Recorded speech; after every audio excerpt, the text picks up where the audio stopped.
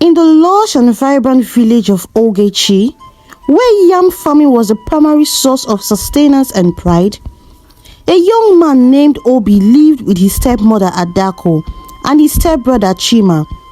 Obi was known for his kind heart and hard-working nature, traits that endeared him to the villagers. However, Chima, consumed by jealousy, viewed Obi as a threat to his own standing. Their father, Eze Namdi, had passed away when the boys were young, leaving them in the care of Adako. She favored Chima and often treated Obi harshly, further fueling the animosity between the brothers. Despite this, Obi remained dutiful and respectful, never allowing bitterness to take root in his heart. One fateful day, as the yam harvest approached, Chima concocted a malicious plan to rid himself of Obi once and for all. He knew the importance of yams to their community and how stealing them was considered one of the gravest offenses. Late at night, Chima snuck into the family's yam barn and began to take yams, creating a scene that will implicate Obi. The following morning, he raised the alarm, accusing Obi of stealing the precious crops. The villagers, shocked and outraged, gathered to hear Chima's accusation. "Obi has betrayed us all," Chima shouted, pointing a finger at his bewildered stepbrother. "I caught him red-handed stealing our yams." Obi, stunned at the false accusation, tried to defend himself. "I did no such thing. I would never steal from my own family." But the villagers, swayed by Chima's convincing lies and Adaku's support of her son's claims, turned against Obi. They demanded justice for the thefts that threatened their livelihood. The village elders, known for their wisdom and fairness, convened to determine Obi's fate. Among them was Eda Udo, who had always believed in Obi's integrity. However, the evidence presented by Chima was compelling, and Adaku's influence further skewed the judgment. After a brief deliberation, the elders sentenced Obi to be buried alive, a punishment reserved for the most severe crimes.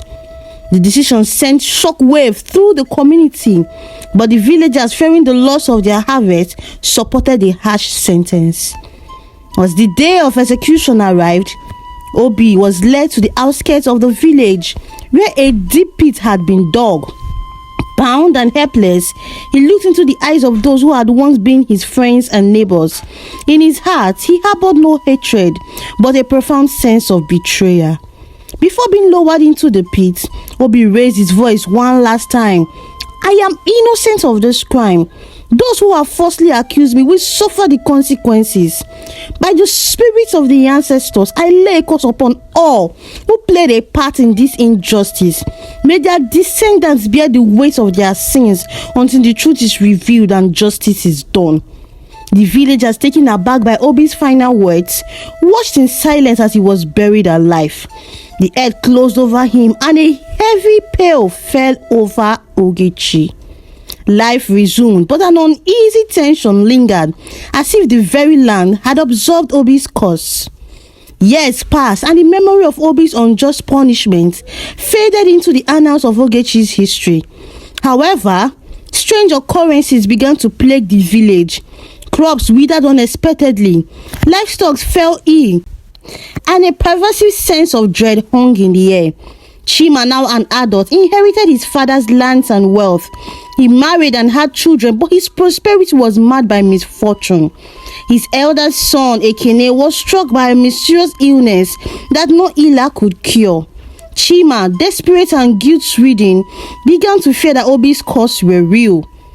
Adaku, now elderly, watched as her family suffered.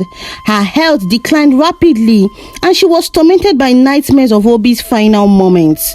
The once strong-willed woman became a shadow of her former self, haunted by the weight of her complicity. The village elders too noticed the growing unrest. Eda Udo, now the head of the council, sensed that something deeper was at play.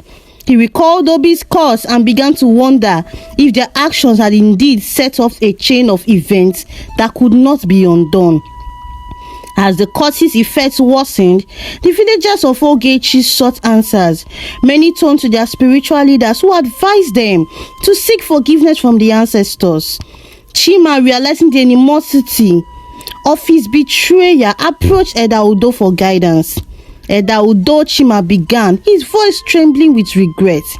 I fear that Obi's curse is upon us. I falsely accused him, and now my family is suffering. What must we do to make things right? Eda Udo, with a heavy heart, replied, we must seek the spirit's forgiveness and uncover the truth. Only then can the curse be lifted.